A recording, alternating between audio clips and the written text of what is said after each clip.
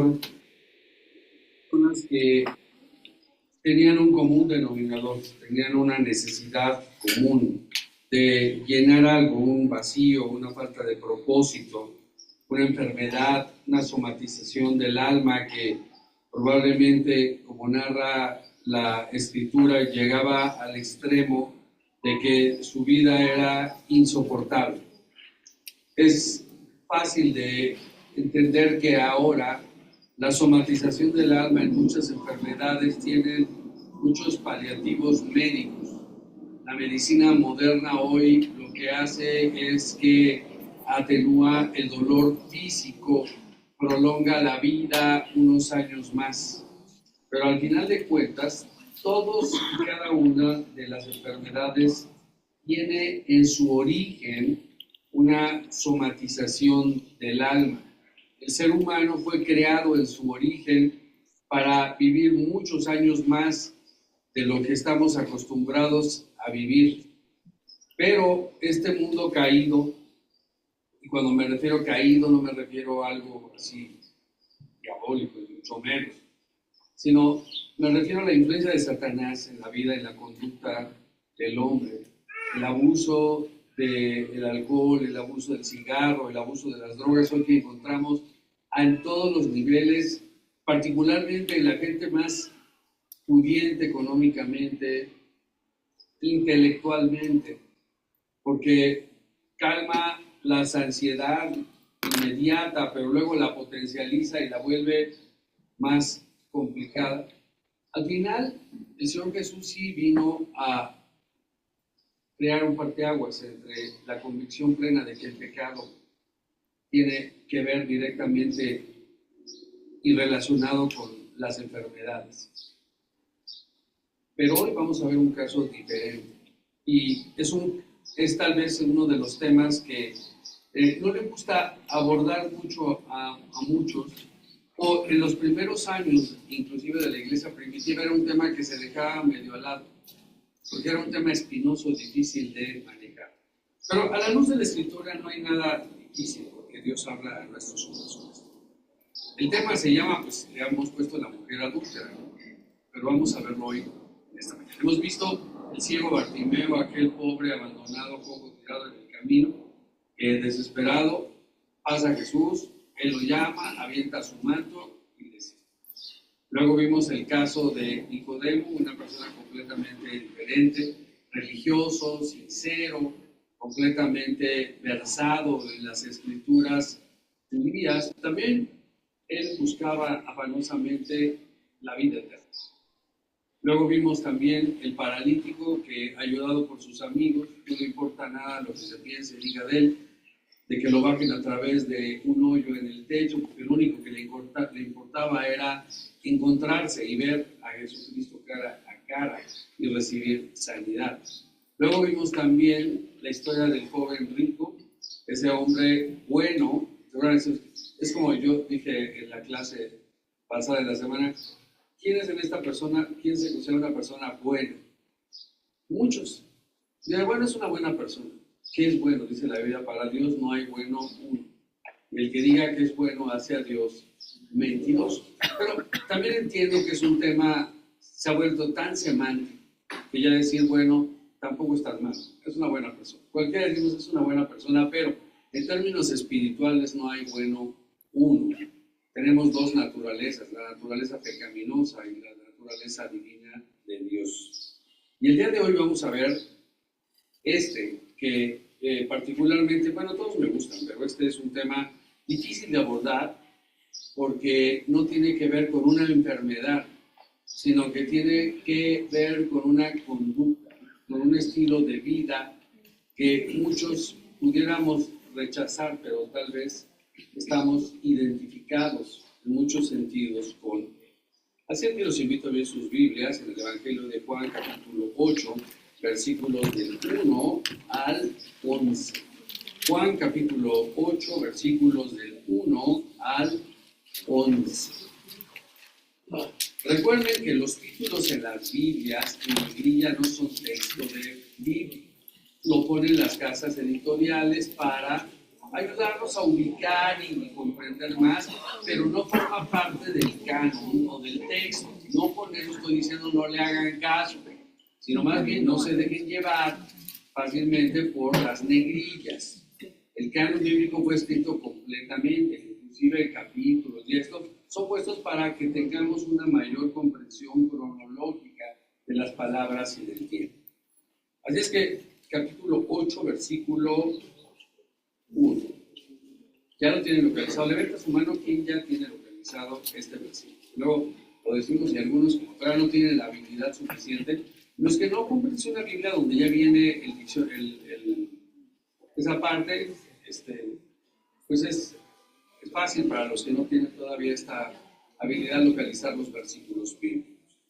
Listo, así. Dice así, y lo voy a leer de manera unísona para irnos más rápido y preferido dedicar más tiempo al comentario bíblico. Juan capítulo 8, versículos del 1 al 11. Y Jesús se fue al monte de los olivos, versículo 2. Y por la mañana volvió al templo y todo el pueblo vino a él y sentado él les enseñaba. Versículo 3. Entonces los escribas y los fariseos le trajeron a una mujer sorprendida en adulterio y poniéndola en medio, versículo 4, le dijeron: Maestro, esta mujer ha sido sorprendida en el acto mismo de adulterio. Y en la ley nos mandó Moisés apedrear a tales mujeres. Tú pues, ¿qué dices que hagamos? Versículo 6. Mas esto decían, tentándole, para poder acusarle. Pero Jesús, inclinado hacia el suelo, escribía en tierra con el dedo. Y como insistieran en preguntarle, se enderezó y les dijo: el que esté de vosotros sin pecado sea el primero en arrojar la piedra contra él. E inclinándose de nuevo hacia el suelo, siguió escribiendo en la tierra. Pero ellos, al oír esto, acusados por su conciencia, salían uno a otro, comenzando desde los más viejos hasta los postreros, y solo quedó Jesús y la mujer que estaba en medio. Enderezándose Jesús y no viendo a nadie sino a la mujer, le dijo: Mujer, ¿dónde están los que te acusaban? ¿Ninguno te condenó? Ella dijo: Ninguno, Señor. Entonces Jesús le dijo: Ni yo te condeno, vete y no peques más. Padre, te pido que hables en esta mañana a nuestros corazones de manera simple y que tu siervo solamente sea las cuerdas vocales audibles para que tú puedas hablar a nuestros corazones. En el nombre de Jesús, amén. Muy bien, la mujer adúltera. Y ya la palabra de por sí, adulterio, a través de la historia de la humanidad, es un sinónimo de pecado mayor. De hecho, en el rito romano hay pecados mayores y pecados menores. ¿Y por qué? Porque el hombre jamás se va a condenar a sí mismo. El hombre prefiere, bueno, este no es tan malo, este sí es muy malo. Y es por eso que en el catolicismo se hace esa clasificación de pecados capitales y pecados no capitales, o pecados mayores y pecados veniales. Perdón, no estoy versado en la romana. Pero lo que quiero hacer ver es que en la vida del hombre no vemos y no entendemos de la misma manera que Dios. El código ético-moral que la Biblia tiene es demasiado alto para el corazón carnal del hombre. La ética moral de Dios es muy superior. Y aquí encontramos que en el versículo 1, que Jesús volvía al templo y enseñaba. Y es de hacer notar que el Señor Jesucristo en su ministerio, sin importar acerca de todos sus detractores, seguidores, admiradores o discípulos, era una persona que despertaba curiosidad, pasiones. Había gente que le amaba, gente que le odiaba, que quería matarle, detractores, porque el mero nombre de Jesucristo tiene en sí poder. La Biblia dice también que solamente en su nombre los demonios huyen. La Biblia dice que en su nombre hay poder. El himno maravilloso dice, hay poder, sin igual poder, en la sangre que Él vertió. El nombre de Dios y de Jesucristo, no importa lo que sea, jala multitudes. Mas muchos son los llamados y pocos los escogidos. Entonces, ¿por qué siempre su nombre atrae multitudes? Bueno, tiene que ver un poco con, o un tanto con lo que acabamos de ver. A través de la historia de la humanidad, todas las religiones versan su doctrina, su dogma, su teología, en la manera de catalogar a los pecados y en la manera de sancionarlos. De hecho, el Antiguo Testamento, en la ley mosaica, había castigos diferentes para cada pecado. Y para no dejar duda alguna a nuevos creyentes, la ley mosaica fue permitida y dada por Dios a Moisés no para escarnio, no para burla de los judíos, sino por amor. Y alguien se preguntaría, ¿y cómo por amor? ¿Cómo Dios había escrito o permitido, fuera escrito que una mujer en adulterio fuera apedreada? Fue para mostrar la dureza de su corazón. Si hay alguien que ha respetado, que ensalza, que enaltece el valor de la mujer, no del feminismo, es la Biblia desde tiempos ancestrales.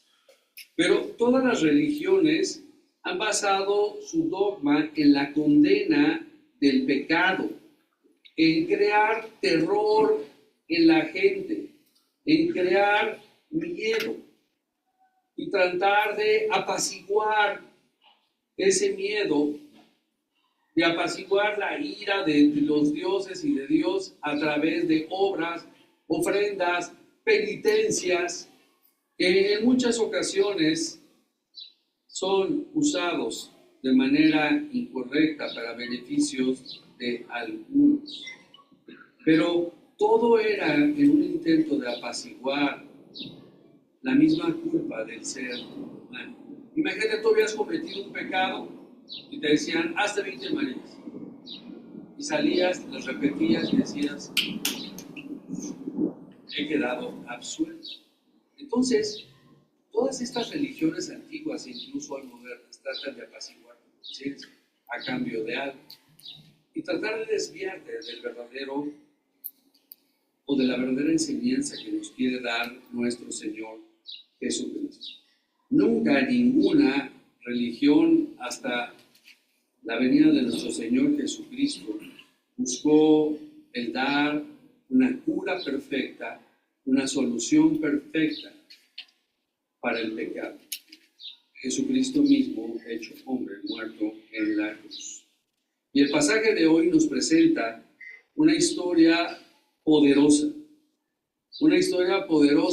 en sus implicaciones, que incluso debemos abordar con sumo cuidado y que muchos temen hacerlo, porque el uso incorrecto de esta historia o el minimizar el mensaje correcto de la palabra puede llevar a una incitación a tú hazlo, al cabo no es tan malo.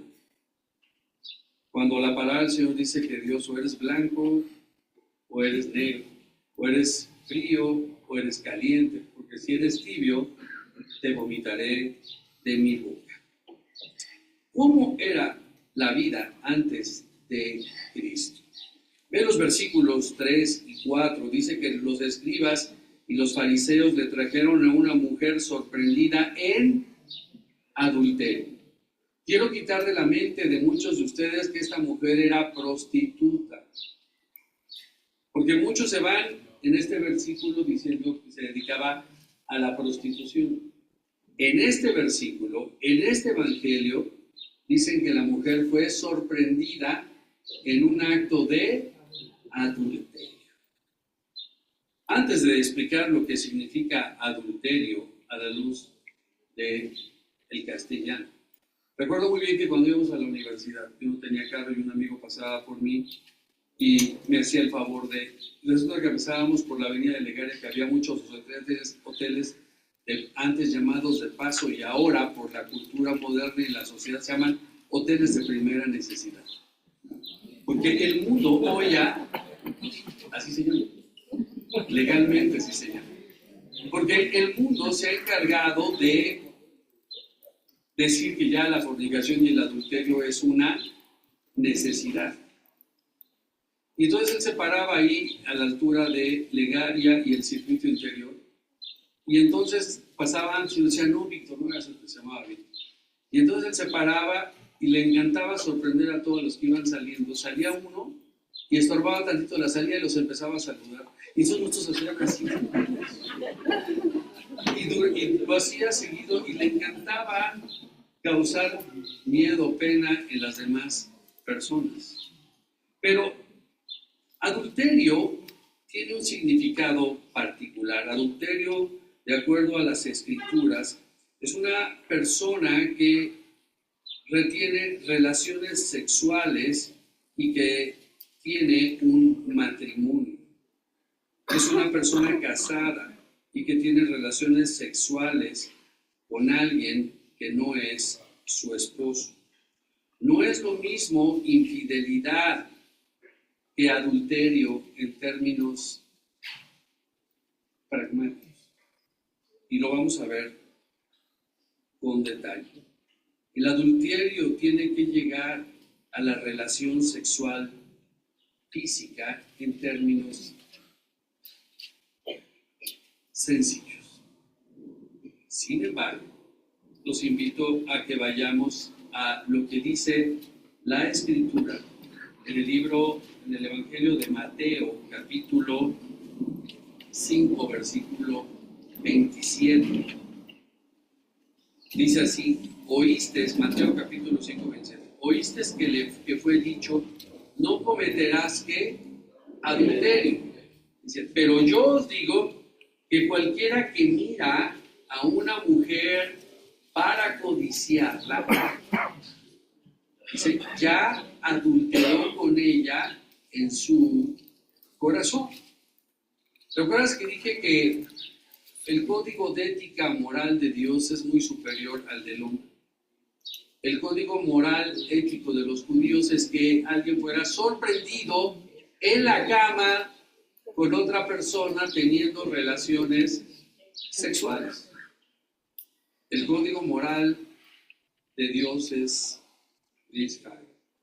mucho más alto. Lo cual nos pone a muchos en situación delicada. Mi madre tenía un ejemplo muy bueno acerca del pecado, particularmente podemos usarlo. Decía, tú no puedes evitar que los pájaros vuelen sobre tu cabeza, pero sí puedes evitar que aniden en tu cabeza. En mi caso sería un poco más complicado, pero los pájaros saben amarrar las ramitas perfectamente. No es lo mismo que pase una mujer o un hombre y que digas, qué guapa mujer, o qué guapo hombre, porque también las mujeres sienten. Yo siento que a veces cuando paso en algún lugar alguien se me queda mirando, qué guapa. Porque eso es para ambos sexos. Perdón, es que estoy en mi prime de mi vida. Así. Pero dice la Escritura que esta mujer fue sorprendida en el acto mismo del adulterio. Ahora, ¿por qué fue llevada delante de Jesús? ¿Cuál fue la motivación? Y creo que en todo estudio o meditación bíblica debemos tener cuidado de ubicarnos en el contexto, en el momento y en la exégesis del pasaje para evitar caer en errores de apreciación y de comprensión, porque nos pueden llevar a errores graves de juicio. La escritura es clara y dice que, como siempre, mucha gente le seguía, escuchaba lo que él decía. Y es mencionar, miles y miles y miles de personas escucharon el mensaje de Jesús, pero muy pocos se convirtieron durante los 3 años de su ministerio. ¿Sabías? Dios hecho mismo en la persona de Jesucristo, realizando milagros, devolviendo vista a los ciegos, caminar a los paralíticos, sanar a los leprosos, y muy pocos se convirtieron. Entiendo las palabras de la dureza del corazón de los hombres. Y entiendo ahora el amor de Dios cuando dice, muchos son los llamados, pocos los escogidos. Así que si tú eres alguien que ha entregado su vida a Jesucristo, puedes decir que eres un hijo de Él, debes sentirte agradecido, debes sentirte feliz, porque tu valía está por encima de muchas cosas, porque lo que vale es que eres un hijo de Dios, porque muchos no son elegidos. No tiene que ver con esa equivocación de la interpretación de la de predestinación, sino la predestinación correcta es que Dios quiere que todo mundo sea salvo. Juan 3:16 dice, de tal manera amó Dios al mundo para que todo aquel que en él crea no se pierda, mas tenga vida eterna. El Apocalipsis, la revelación, su objeto es decir que Dios quiere que todo mundo sea salvo.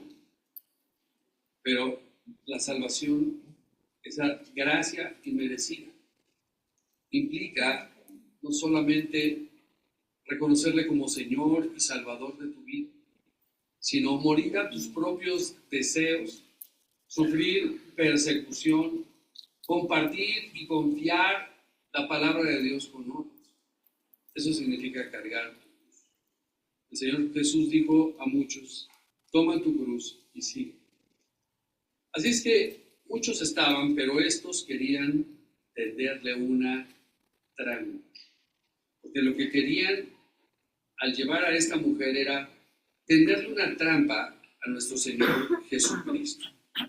Los fariseos no trajeron a esta mujer porque estuvieran interesados en la aplicación de la justicia mosaica o de la ley de Moisés. Su intención al llevar a esta mujer sorprendida, me imagino que todavía andaba de medio vestida, y la aventaron ahí al lugar, no era porque ellos querían cumplir la ley.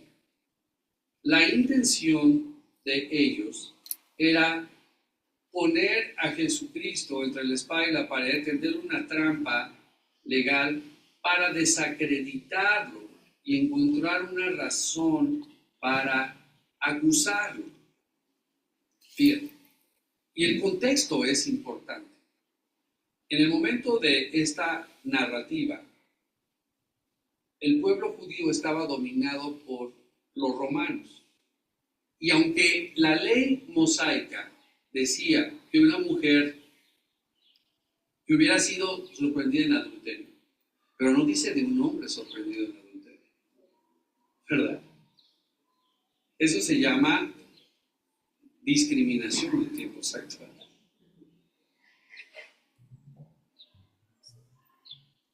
Dice que aunque el pueblo judío tenía esa práctica, bajo el dominio romano no se le podía apedrear. Porque para los romanos el adulterio era lo para hoy normal. Bueno, es que en mi casa mi esposa no le gusta, no puede, no quiere, no sé, tantos problemas. Y el hombre encuentra tanta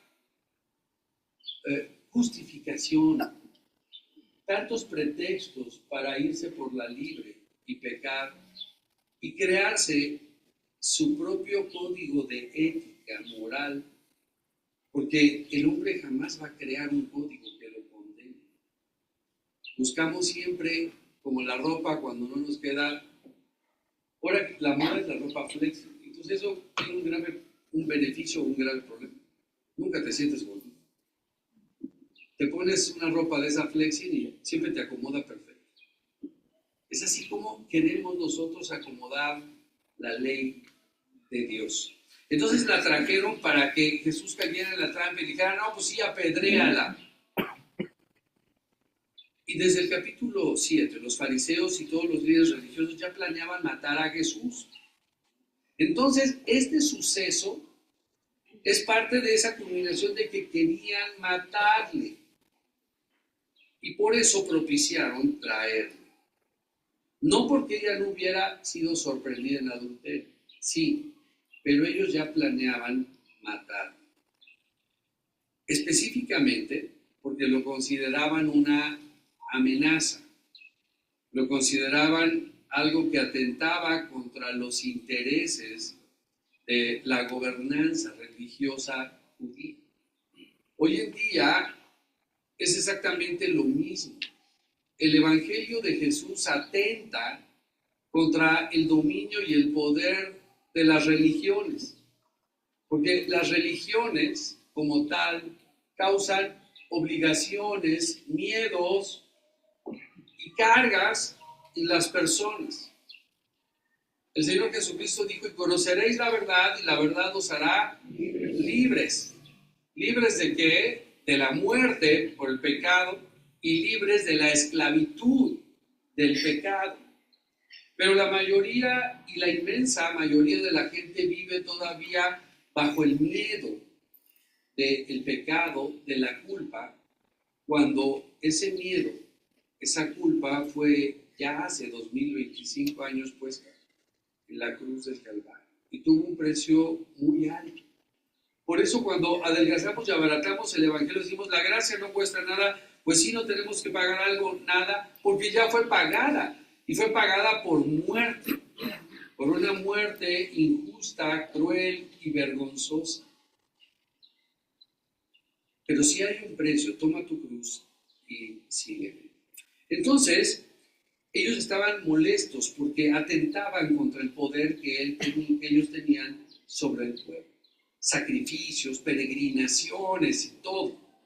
Imagínate si la gran mayoría de las personas, sus ojos fueran revelados y quitados sus escamas morales y pecaminosas y se dieran cuenta que los actos por sí mismos, que las peregrinaciones, todo lo demás, no tiene ningún efecto salvador en las personas. Imagínate el daño económico que le causaría a aquellos que detentan el poder de la culpa sobre las personas y los seres humanos. Se acabaría el negocio. Estaban enojados con Jesús porque sanó el sábado. Estaban enojados porque Él había roto todas las reglas establecidas acerca del pecado, la culpa, la libertad y ahora la libertad en Cristo. Y estaban enojados porque la enseñanza de Jesús impactaba a la gente y ellos querían tenderle una trampa. Habían mandado guardias para apresarlo, pero nunca lo podían hacer. Entonces llegaron a planear esta situación muy bien planificada para que Jesús cayera en la trampa. Aquí los fariseos estaban tratando de colocar a nuestro Señor Jesús en una salida aparentemente difícil de sortear. Fíjate, si Jesús decía que la perdonaran, lo acusarían de violar la ley judía. Y él mismo dijo que él no había venido a este mundo para romper la ley, sino para cumplirla, para mostrar que él era el único que podía cumplir la ley y no el hombre. Pero si él decía, no, pues sí, la ley puede decir que lo apedrearan, entonces ellos podrían ir y denunciarlo a los romanos y entonces le podrían a él aplicar la pena de muerte. Era una estrategia muy bien planeada para buscar que nuestro Señor fuera muerto. Pero le dijeron, como dice Satanás siempre al hombre. ¿Se acuerdas cuando Satanás llega con Adán y con Eva, particularmente, Dios dijo que no toques este árbol. Pues mira, yo te digo que si lo pruebes, tus ojos se abrirán. Y esa voz, esa manera en que Satanás y el mundo habla a nuestras vidas, minimizando, haciendo menos feo el pecado. Porque el pecado no sabe feo. ¿A poco el pecado sabe feo? ¿El pecado es feo? No. El pecado es delicioso. Si no, nadie sería tentado. Si el pecado supiera a café con sal, sería bueno. Satanás tampoco es un ser con una cola y con unos colmillos y oliendo a azul. Satanás adopta la figura de una hermosa mujer, de un hombre guapo, de dinero, de poder. Y él susurra a la voz del hombre y le dicen ellos, en la ley nos mandó Moisés que apedreásemos a tales mujeres. ¿Tú pues qué dices? Y si es que la atraparon en el mismo acto del adulterio, no se necesitaban dos personas para estar en el mismo acto. Entonces, ¿dónde estaba el hombre que estaba con ella? En Levítico 20:10, en la ley mosaica, se los leo para no perder tiempo. Si un hombre cometiera adulterio con la mujer de su prójimo, el adúltera y el adúltero indefectiblemente serían muertos. Pero aquí solamente llevaron a la mujer. Ella había sido encontrada culpable de acuerdo a la ley mosaica. La atraparon en medio del acto mismo, como decimos, en fraganti. En fraganti. Y la echaron delante de nuestro Señor Jesucristo frente a todas las personas que allí se encontraban. Humillada, expuesta, avergonzada, probablemente medio vestida, si no es que casi desnuda. La imagen que nos pinta el evangelista es reveladora. Así es la culpa cuando el hombre es sorprendido en pecado. Así es la imagen de un hombre, aún un cristiano, cuando caemos, cuando cometemos errores graves. Te sientes culpable, avergonzado, tirado, derrotado. Estos hombres conocían perfectamente los fundamentos de la ley, pero abusaron al grado que ni siquiera estaban tratando de pensar en la ley, sino más bien en cumplir su agenda, el traicionar, el asesinar a nuestro Señor Jesucristo. ¿Tú crees que a la mayoría de los líderes religiosos les interesa el hombre? En un gran estudio que hicieron, triste, reveló que el 85% de los líderes religiosos de todas las religiones en todo el mundo no ocupaban un púlpito por la razón correcta. Lo ocupaban porque su padre nunca les hizo caso. Nunca obtuvieron el respeto de sus padres. Había gran culpa en su vida. Habían violado niños. O simplemente esto les daba el poder de hablar y tener poder que nunca habían tenido en su vida. Solo el 15% de las personas que son líderes religiosos lo hacen por la razón correcta. ¿Te imaginas? No corras de aquí porque nunca me he considerado un líder religioso. En mis 60 años de ministerio, bueno, no de ministerio, de vida, aunque nací en una casa donde solamente se escuchaba de la palabra de Dios, he visto tantas cosas en la vida de las iglesias que cualquiera podría decir, tantas cosas que he visto, buenas y malas, podría ser la persona más adecuada para decir, no quiero saber nada de religión y de iglesias. Yo solamente creo en Dios, pero no creo en las iglesias. Pero cada vez que alguien habla mal de la iglesia, de mi iglesia, se gana el peor de los enemigos. me causa mucha ternura. Como cuando el Señor, cuando vio al joven rico, que dijo, le causó, sintió amor. Cuando alguien habla mal de una iglesia, yo sabes que le pregunto, bueno, mira, tienes razón en alguna parte, pero la iglesia es como una familia. En tu familia no hay problemas. No hay una familia que no le rasques tantito y encuentras de todo. Hay familias con chapas de oro de 24, de 18, de 14 y otros con un pintadito y nada más.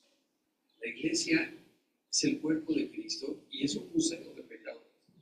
Es un hospital donde algunos llegan a urgencias, otros a terapia intermedia, otros a consulta médica, pero todos llegamos buscando a Jesús.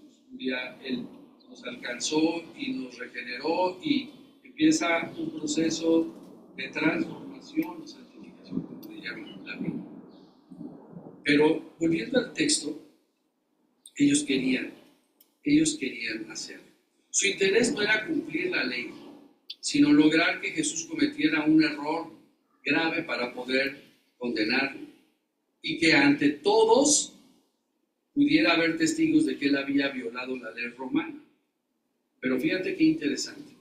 La ausencia del hombre en la acusación es clara, porque de acuerdo a Levítico 20:10, ambos deberían ser llevados para que se considerara adulterio. Y ante la ausencia de uno, no existía la figura jurídica para que pudiera ser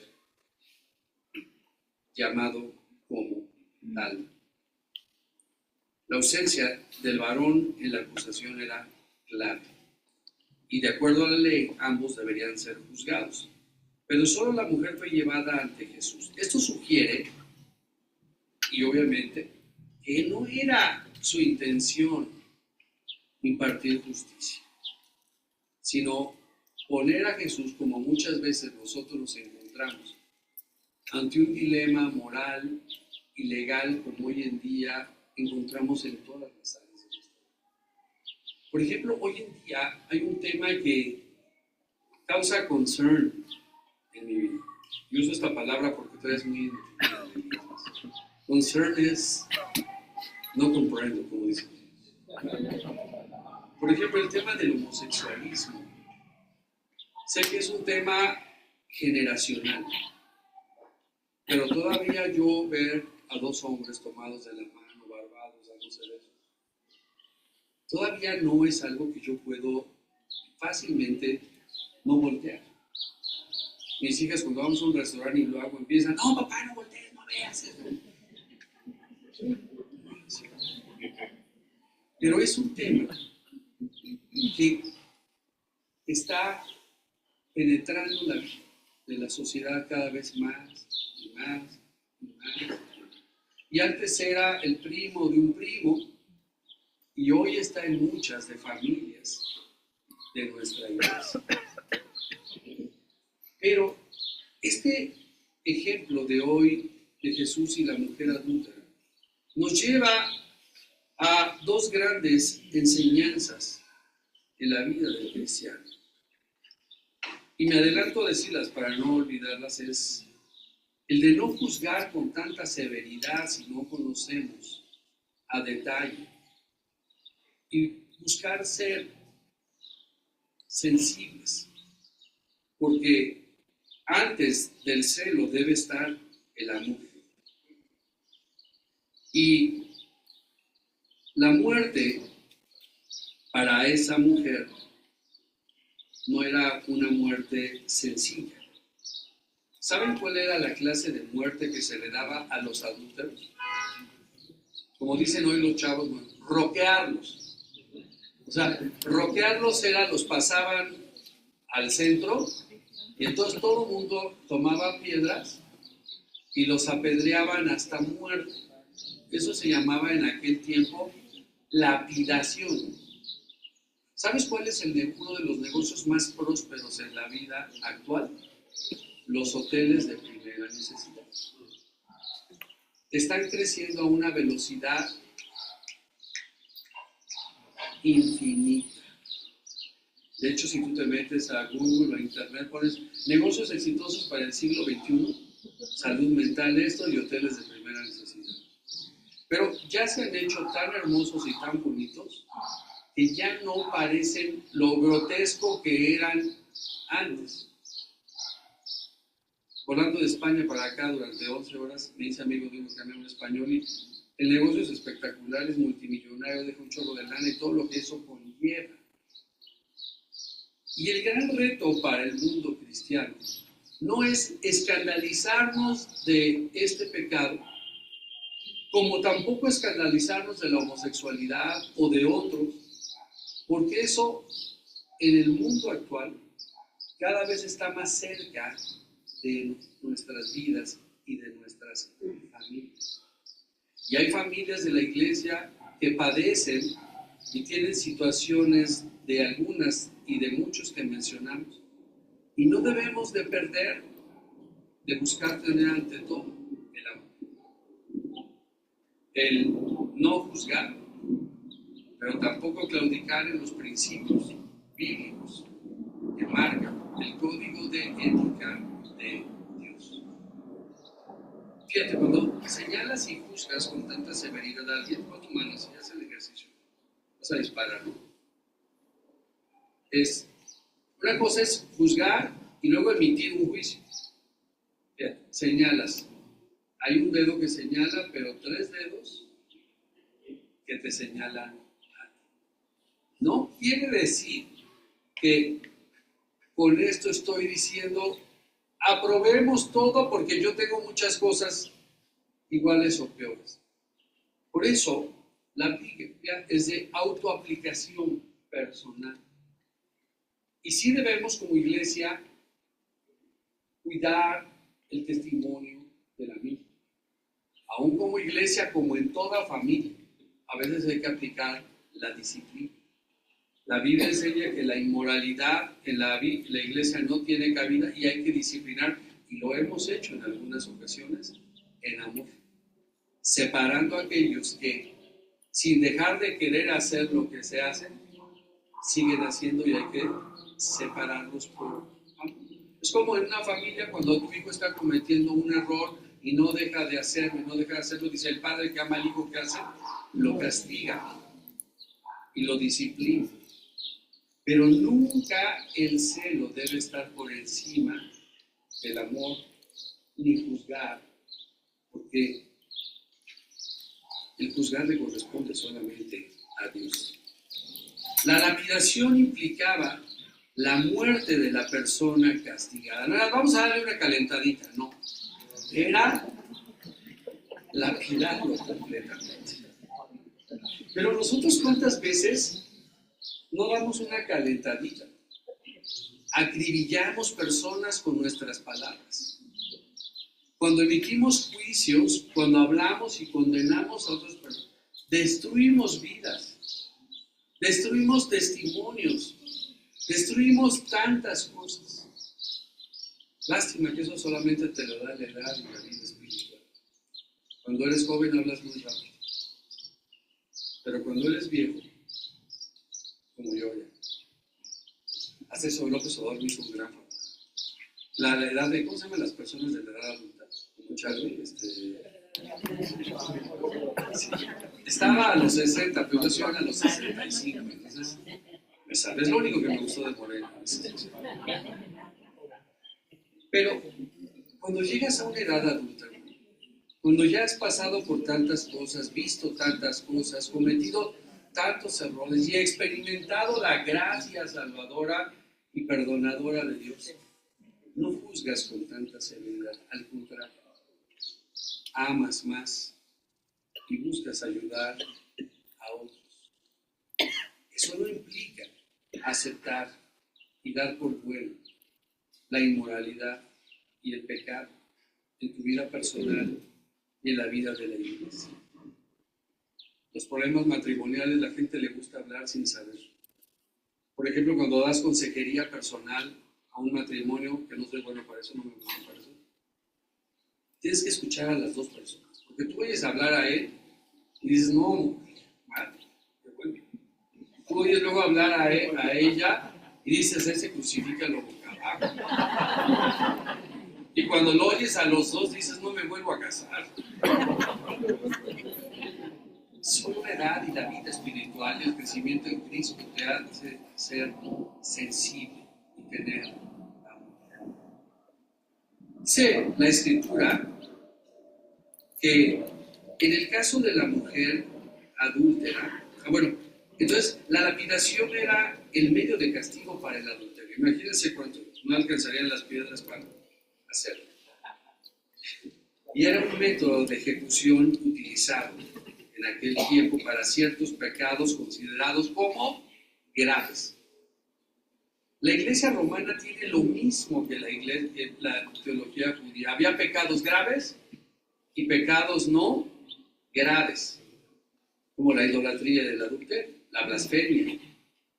Pero en el caso de la mujer adúltera que encontramos en Juan 8, los fariseos mencionaron la lapidación como un castigo según la ley, pero en la práctica era difícil que los judíos pudieran aplicarlo, porque estaban gobernados por la ley romana. Por eso, cuando lo hicieron, querían poner una trampa a Jesús. Pero en ese momento termina la actuación de los fariseos y los acusadores y nos encontramos con la mujer. En la sociedad judía del primer siglo, la honra y la vergüenza eran valores fundamentales. Hoy, la honra y la vergüenza no existen. Hoy la sinvergüenza y la falta de valores es lo que priva en esta sociedad. Hoy ser públicamente acusado de adulterio significa ser macho man. Tener muchas mujeres significa, si puedo hacer feliz a una, ¿por qué no a tantas? No es adulterio, fue un resbalón, fue un jabonazo. Ella tuvo la culpa, nunca hemos tenido una culpa. Pero la Biblia habla y claramente lo que dice, lo que es adulterio, fornicación, claramente.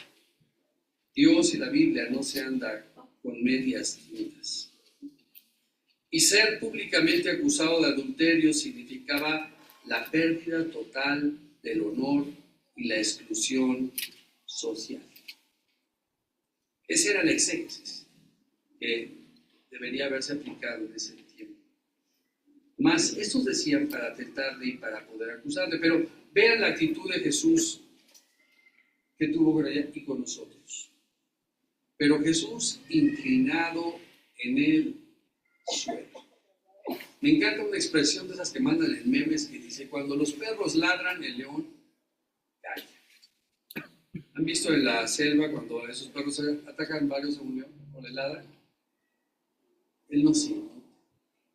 Que la estatura del maestro nada tenía que ver con las lenguas viterinas, corrientes y vulgares de muchos de ellos que seguramente eran iguales o peores que la mujer llamada adúltera. Jesús, inclinado hacia el suelo, escribía en tierra con el dedo. No se sabe qué escribía con el dedo. Y como insistieron en preguntarle, se enderezó con la estatura que él tiene, con la estatura moral que tiene la palabra de Dios, la Biblia. Esa misma estatura y autoridad que él tuvo cuando se paró sobre sus dos piernas, es la estatura moral que esto tiene hoy en día, que tuvo y que tendrá hasta su venida. Y entonces dijo palabras que los dejó muertos. Les dijo, el que esté sin pecado, que sea el primero en arrojar una piedra contra ella. E inclinándose de nuevo hacia el suelo, siguió escribiendo en la tierra. Vienen al Señor a preguntarle, ¿qué dices? ¿Pero los ignoras? ¿No los haces caso? Él se agacha y vuelve a escribir en el dedo de la tierra y permanece ignorando. ¿Sabes? Porque mira, La muerte de Jesús en la cruz tuvo tres elementos. Fue cruel, porque era solamente para asesinos, para ladrones. Fue cruel, injusta, porque él no lo merecía. Y fue vergonzosa, porque él era Dios mismo hecho hombre. Pero nuestra vergüenza, nuestras culpas, fueron puestas ahí. Por eso no puedo concebir que haya cristianos que todavía vivan con culpa, con vergüenza por cosas que han sucedido en el pasado. Cuando eres perdonado por Cristo, no tienes que cargar con culpas ni con vergüenzas, porque Él ya lo pagó ahí en la cruz. Así es que estaban seguros de que lo tenían atrapado. Dijeron, aquí ya lo tenemos. Si dice que lo apedreen, los romanos lo ejecutarán. Y si dice que no lo apedreen, los judíos lo agarrarían y lo juzgarían en el principio. Pero el Señor no se maneja con la ley, se maneja con la gracia. Con Él no es un tema de religión, sino de relación y de corazón. Y ve cómo dice. Estaban seguros que lo tenían atrapado, pero lo sorprende con lo que es Él. Jesús desvía la atención de todos los que tienen puestos a la mujer hacia Él y reacciona de la manera más lejana que nadie pudiese haber jamás imaginado o predicho. Quien esté limpio de pecado, que lance la primera piedra. Proverbios 26, 4 y 5 dice así: nunca respondas al necio de acuerdo con su necedad. Tal vez muchos de nosotros fuimos enseñados a actuar conforme a lo que dicen o piensan otros, o a la manera necia de vivir de este mundo. Pero la Biblia dice que tu actuar, que tu forma de vivir no debe responder a lo que dice este mundo. Porque si no, nos convertimos en parte de este mundo. Dice, responde al necio como merece su necedad. ¿Sabes? Cuando eres un hombre público o algo, hay miles de gentes que unos te odian, te envidian, ¿Y sabes cuál es lo mejor? Quedar callado. El Señor Jesús quedó callado para emitir un juicio que ellos querían, pero responde con palabras que son transformadoras para el personaje que nos ocupa en esta mañana. Para que no se tenga por sabio en su propia opinión al necio. Los líderes tenían toda la razón acerca de lo que Moisés había dicho para la mujer. Ella merecía la muerte de acuerdo a la ley. Pero, de acuerdo a la gracia, era diferente. Sí merecía de acuerdo a la ley, pero tenía un fallo técnico. Él no estaba junto con ella. Pero la ley del hombre es tan prejuiciosa, es tan tendenciosa. Es más, dicen que las leyes de este mundo fueron hechas para romperlas porque nadie las puede cumplir. Si no es así, yo te pregunto en esta mañana, ¿quién de los que estamos aquí no hemos cometido adulterio de acuerdo a las palabras del Señor Jesús? Tal vez muchos de hecho y tal vez muchos de pensamiento. Por eso el que esté limpio de pecado, que saque la primera piedra y la lance. Por eso, hermano, juzgar a un hermano, juzgar afuera es duro y incorrecto, pero juzgar a un hermano, creo que tú guardabas la mano y con vergüenza tiraba la piedra y me fijaba en mis propios pecados. Pero no jamás de ver lo que es correcto e incorrecto. Fíjate lo que dice la Escritura.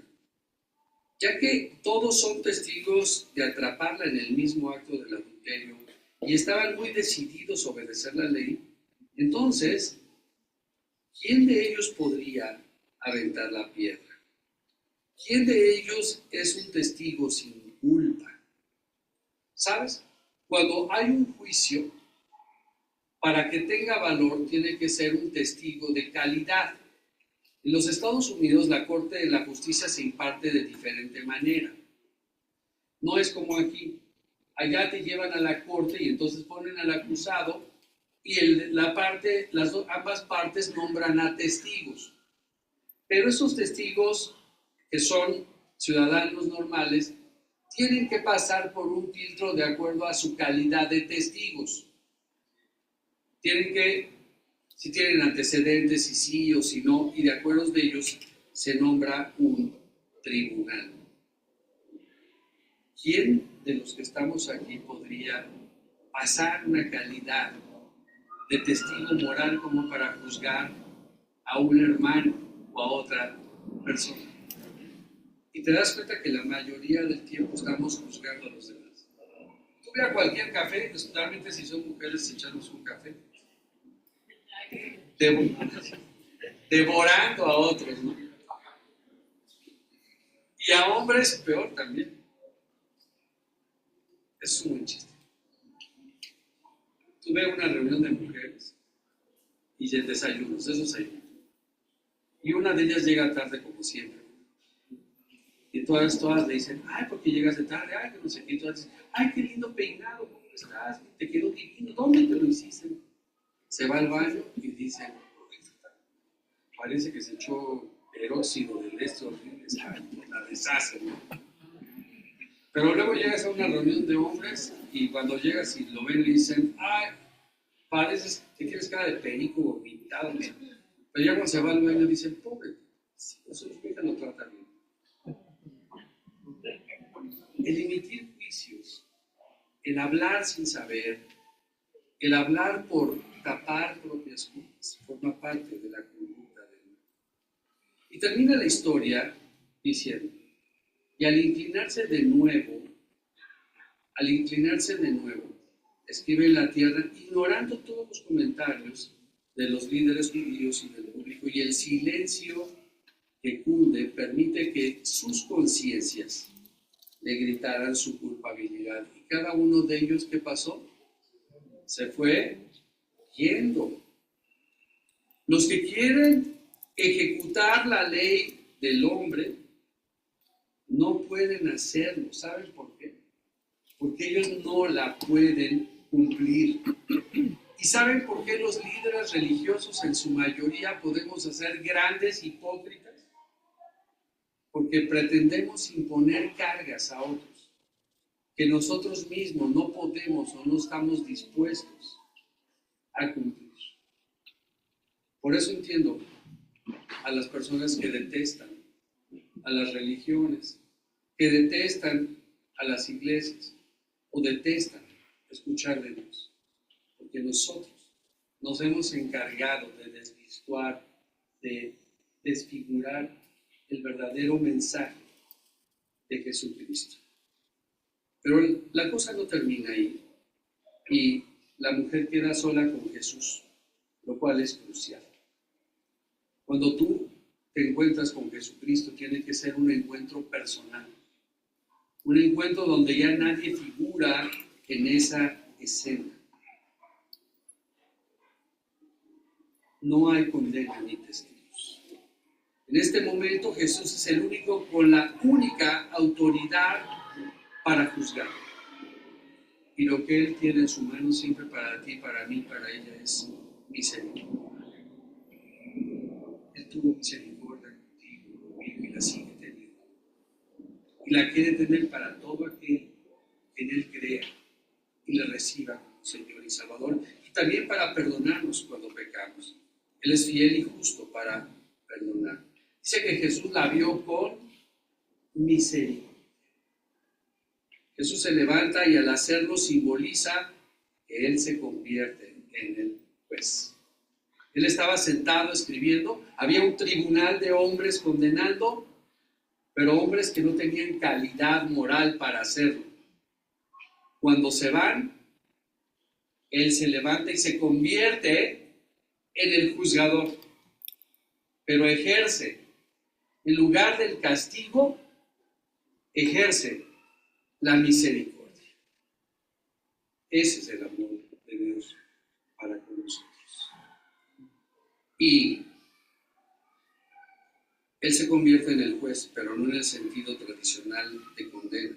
En lugar de eso, su justicia se convierte en restauración y perdón. Y le dice a la mujer, levántate y no peques más. Porque el perdón no significa, no pasó nada, síguelo haciendo. Es, te perdono y no peques más. Oremos. Padre, gracias porque a través de este ejemplo, Señor, nos enseñas y nos muestras cuál debe ser el andar y el devenir como cristianos. Evítanos, Señor, en ser juzgadores, sino más bien, Señor, en mostrar tu amor para que en vidas propias congruentes, Señor, podamos realmente reconciliar al mundo.